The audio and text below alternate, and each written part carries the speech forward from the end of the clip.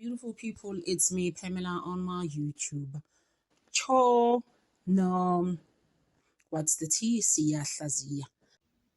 Hey guys, like I had said, even a video before this one, it stands a story, guys. It's not our story. We were not tubed it in. Sabekwa uplastic was towards a kind. Urasa didn't wasn't there. Ubalo wasn't there. Ukuthi they came to an agreement at DPP with Brigadier Kinend. That has nothing to do with us. Like how Urata is telling him now. I couldn't believe it. I was just like, Urata, things change, guys. This week, things have just been changing. I think Urata was okay. A message you know what? Nizokwenza konke enikwenzile. When Siyabonga, Senzo Meyiwa's cousin went to DPP and said, listen, that's not that ukuthi kwenzakala ni family yami ifuna ukwazi uSenzo Meyiwa abantu ababesendlini ibona bazi kuswabulawa uba asifuna kwazi ukubona. So Urata is just like, bruh, like you can't. Ubalewa he comes and says no, he's always maintained ukuthi uNtanzi njalo at the time ukuthi yena gazangaza mbulala uSenzo Meyiwa. Urata was just like, yes, he can say whatever he wants, like I've been saying as well. That's his story. How is it our story, guys? Ukutshela kahle uNtanzi ukuthi mina first angazi ngizengi angihlangene angazi futhi angimazi uSenzo Meyiwa. There was a stage 2 years ago where he said uNtanzi angimazi uSenzo Meyiwa like that, and in 2024 I even made a video ngathi mina uthi akamazi kanjalo. Now 2025 ngayenza the same video. Khona ukuthi umuntu mazi yebo umbona ku TV, but you don't care mhlambe awuyibuki nokuyibuki Orlando Pirates awumazi nogoalkeeper futhi awumnakile like that. You know, uyayazi lento like into kanjalo. That's what Unthanzi was trying to explain in 2024 especially, but I don't know anything about him. He has nothing to do with me uSenzo Meyiwa and angimazi, and on top of ngabazi kwami and ngisasho na today and ngiyosho futhi next week na next year and then in the next 10 years. He said Unthanzi what's in the next 10 years uzosho ukuthi akamazi uSenzo Meyiwa ngoba akavela akaza mbulala. Urata is saying the same things. But you can't. It's entitled. And uzuyasho ukuthi it's not entitlement per se. It's more like it's my story. Can I just relate my story and tell you and tell South Africans as well? Gininda who thinks he knows me and be telling me about myself without my consent. So Unthanzi. So this is what is going on. Angazani no Senzo Meyiwa futhi angizangize ngimubulale. Finish and clear. That's where Unthanzi is, and he is not moving. No man namfaka plastic wase towards njoba namfaka 3-5 years ago. It's fine. He's just like whatever. I don't care. Ndukhulumela uNtanzi. I'm so proud of him. Well, unayi ID how much to a point where the day bephuma ngiyobeng meal ngibalindile Jumampuru outside taking pictures with them because I'm just like they deserve that. They deserve the amali state, guys. Usushawe washawa kanje for nothing. No, guys. Uyabona uRata manje ukuthi things are closing in la ngizoboshwa kasamini kanti uGininda kahle kufanele aboshwe, but I can see ukuthi ngizoboshwa ubalo ufuna ngiboshwe. Urata was just like bruh, please just leave him to say whatever he wants to say. It's his story, leave him. The court they had to adjourn. Tina sijolo ukuthi no, they're coming back after lunch or something. It was actually break. It was around 11 or so.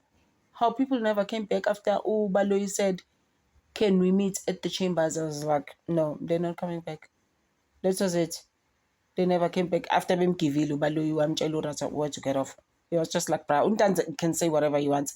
If you feel he didn't kill Senzo Meyiwa, that's how he feels. And my thing is not even about feelings. Unthanzi Vela never did. The thing is, Rata says if Unthanzi feels like and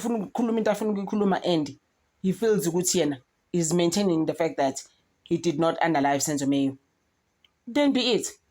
And then Ubaloyi is like, no, you can't. He can't go on like that. Guys, like honestly, Ubaloyi, what was he on about? And I think he got angry because of that. And then he was just like, no, let's go to chambers. But I think there's other things that are more that they're going to talk about. But we were just like, whatever. So they never came back. We really don't know what happened to them. Senzo Meyiwa trial kuvele kwama kanjalo. So sizozwa Monday what is going on, but Ubaloyi wrong, guys. Ubaloyi is very very wrong.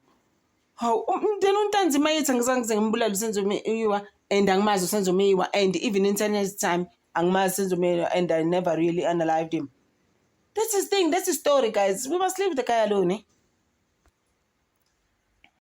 Umnisi asofuna ama-AVL reports ku Baloyi, we will never get them. And also, accused number one said, I want them, those ABL reports. We will never get those guys.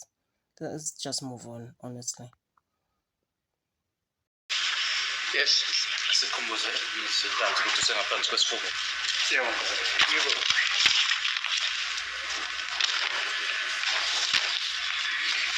Yes, sir. As the court pleases, my lord, before I proceed, Advocate Munisi. You what? Advocate Munisi indicates that you would like to address the court, my lord. Yeah, fine. As it please the court, my lord, it's not a big issue though. With the leave of court, I just wanted to update the record, my lord. I'm not snitching anyone, but it's just the update of the record. The court will recall that I think it's almost 3 weeks ago, I formally on record requested information with regard to the movement of the motor vehicle that was used by Constable Zungu on the 26th of October 2014, allegedly when it drove from Tembisa to Joburg and ultimately ended up at Fort Lores. We haven't received any response from the state, my lord. I just wanted to update that record. But have you made the request, Mr. Baloyi? I think we did indicate that we don't have such record. The car was not fitted with an APL. So that's the response of the state. We don't have that, my lord. We don't have it. You see, I think that but it's fine. If that's the state's response, it's fine, my lord. Without anything in writing, it's fine. Okay. Thanks. As the court pleases, my lord. Morning, Mr. Ntanzi. Now, my lord, first of all, I'd like to thank the court for the indulgence for yesterday because this statement was clearly not legible. So my procession yesterday was not fluid. Mr. Ntanzi, now that I've gone back to the record to see what the statement is saying, I want us to go back to paragraph 1B.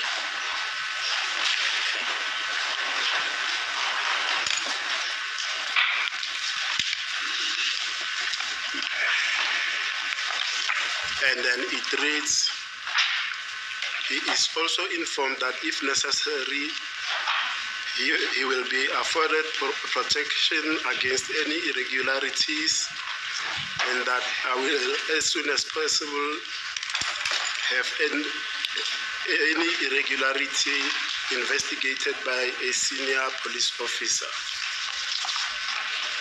Bengicela ke sibuyele kuyena-ke u-1B ukuthi-ke watshelwa futhi ukuthi uma ngabe sikhona-ke isidingo ukuthi uzothi-ke avikeleke kukona kuphi-ke okungahambi kahle noma-ke okungenziwa kahle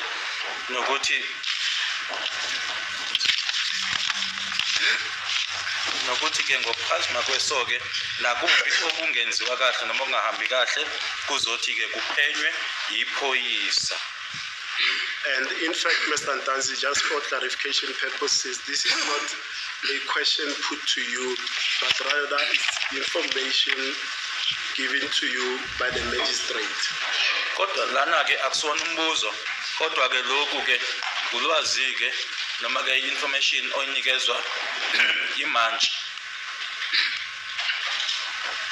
Now, according to paragraph 1B, did the magistrate tell you that you'll be afforded protection against irregularities?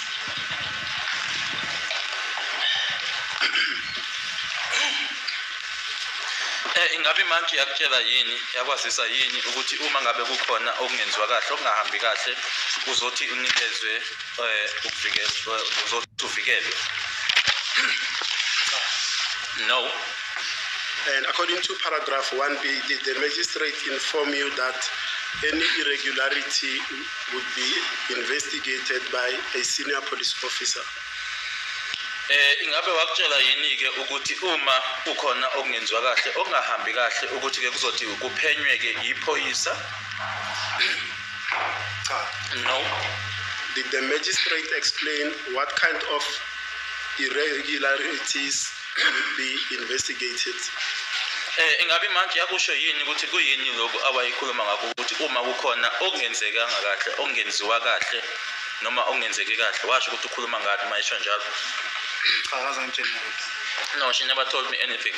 Did the magistrate ask you if there had been any irregularities in your treatment by the police? Ingabe yasho yini imanje ukuthi uma okuhona ongazange kwenziwe kahle amaphoyisa? No, she never informed me. Did the magistrate specifically ask you about police misconduct in relation to your treatment?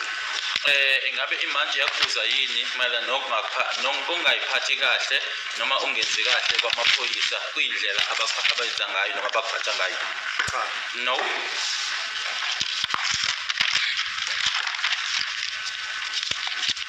But if you understand, Mr. Ntanzi, from paragraph 1B, that you could tell the magistrate about the assaults that were perpetrated on you?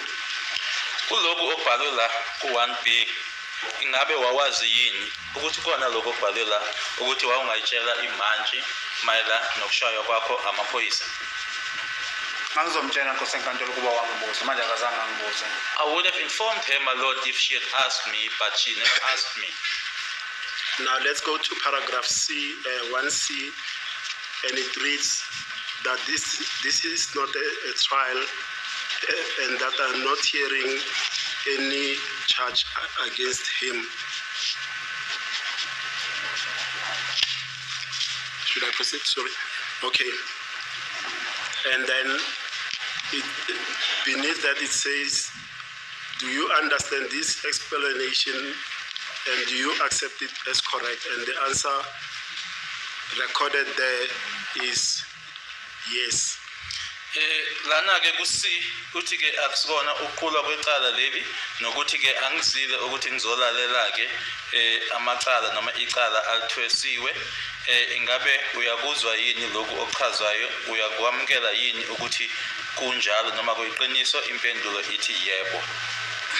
Did you respond to questions 1B, in fact 1A, B, C to the magistrate with the answer yes? Ingabe waphendula yini ke wena kwimibuzo lena ke u1A, u-B kanye no-C ukuthi yebo? No, my lord. Now, do you wish to comment or have anything to say in this regard? Do you see that question? There's a question there beneath yes, which says, do you wish to comment or have anything to say in this regard? Kube nalombuzo ke olandelayo ukuthi kukhona yini officer ukusho mayela nalokho. And then beneath the answer is given where you say, I need to be protected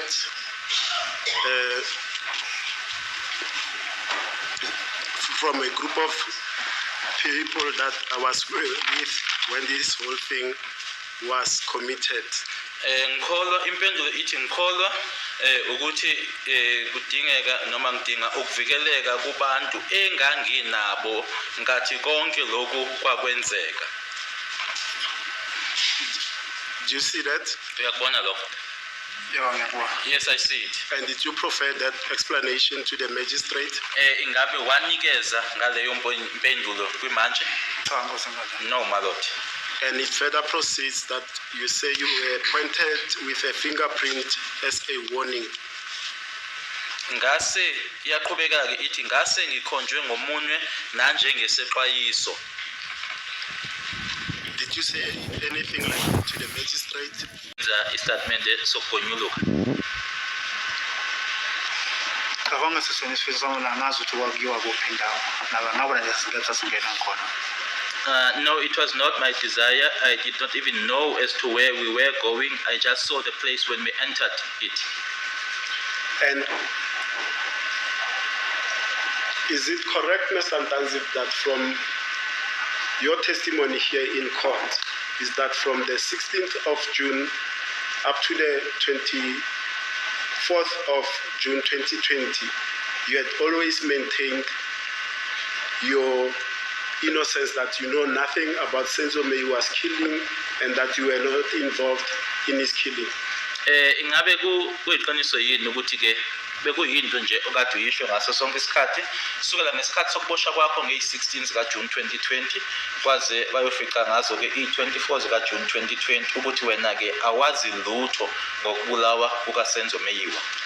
Yebo Nkosi Nkatolo. Yes, my lord. Ngoba namanje angazi lutho. Up to now I know nothing. Now the corollary question will be, from that period, from the 16th of June 2020 to the 24th of June 2020, have you always wanted to confess about the knowledge that you had about Senzo Meyiwa's killing or your own involvement in the killing of Senzo Meyiwa? Mbuzo landelayo ke kulokho. Please, my lord, we let the first question slide, but you know, there's the evidence of Brigadier Gininda about what took place at Carltonville when he had a private discussion with the accused on the 17th of June 2020. I don't know if that proposition is correct, that accusers always maintain that he knows or he's innocent of the death of Mr. Senzo Meyiwa. We submit, my lord, that perhaps that doesn't accord with the evidence that is on record. He's entitled to say it if he wants to. It's not about entitlement. It's about whether he wants to testify to that effect. He's got the right to do that. You may have other ideas about that. Thank you,